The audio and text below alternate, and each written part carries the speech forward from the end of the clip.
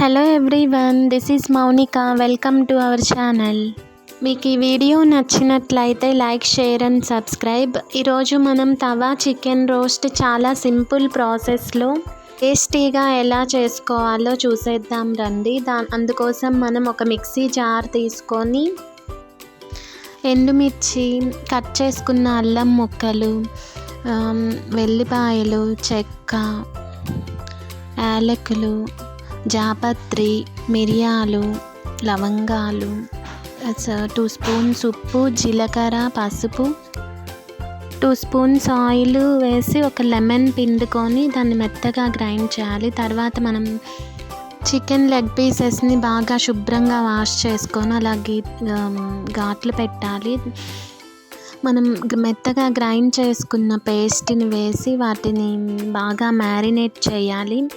మసాలా అంతా ఘాట్లలోకి వెళ్ళేలాగా బాగా మసాజ్ చేస్తూ లెగ్ పీసెస్కి పట్టించాలి. తర్వాత ఒక 1 అవర్ పాటు వాటిని ఫ్రిడ్జ్లో పెట్టుకోవాలి. 1 అవర్ తర్వాత ఒక పెనం పెట్టుకొని వేడి చేసుకొని దాని మీద ఒక స్పూన్ ఆయిల్ వేసి మనం మ్యారినేట్ చేసి పెట్టుకున్న లెగ్ పీసెస్ని పెనం వేడయ్యాక పెనం మీద పెట్టేసి 5 మినిట్స్ పాటు హై ఫ్లేమ్లో రోస్ట్ చేయాలండి.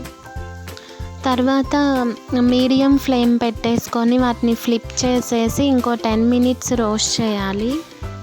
ఇలా వాటిని ఫ్లిప్ చేసుకుంటూ 5 మినిట్స్కి ఒకసారి ఫ్లిప్ చేసుకుంటూ మనం బాగా టోటల్గా 15 to 20 మినిట్స్ తవా మీద రోస్ట్ చేసుకోవాలి. నేనైతే ఎప్పుడు చికెన్ తోటి ఫ్రై కానీ, కర్రీ కానీ, లేదంటే పులావ్, లేదంటే చికెన్ దమ్ బిర్యానీ ఆ రెసిపీసే చేస్తూ ఉన్నాను. కానీ ఇప్పుడు ఏదైనా డిఫరెంట్గా ట్రై చేద్దామని చెప్పి ఇలా తవా చికెన్ రోస్ట్ ట్రై చేశానండి. చాలా టేస్టీగా సూపర్గా వచ్చింది.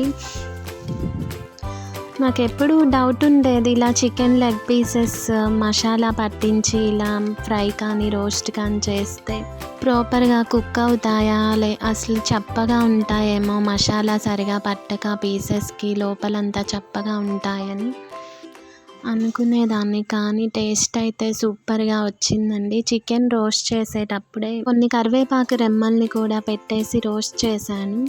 చాలా సాఫ్టీగా, చాలా టేస్టీగా, చాలా బాగా కుక్ అయింది. చూస్తున్నారు కదా, నేనైతే ఇలా డిఫరెంట్గా ఫస్ట్ టైం ట్రై చేశాను. మీరు కూడా ట్రై చేయండి. చాలా టేస్టీగా, చాలా బాగా వచ్చింది. రెగ్యులర్గా చేసేలా కాకుండా మీరు ఏదైనా డిఫరెంట్గా చికెన్తో ట్రై చేసి ఉంటే టేస్ట్ ఎలా వచ్చింది కమెంట్ చేయండి. ఈ వీడియో మీకు నచ్చితే please like, share and subscribe. Thank you for watching.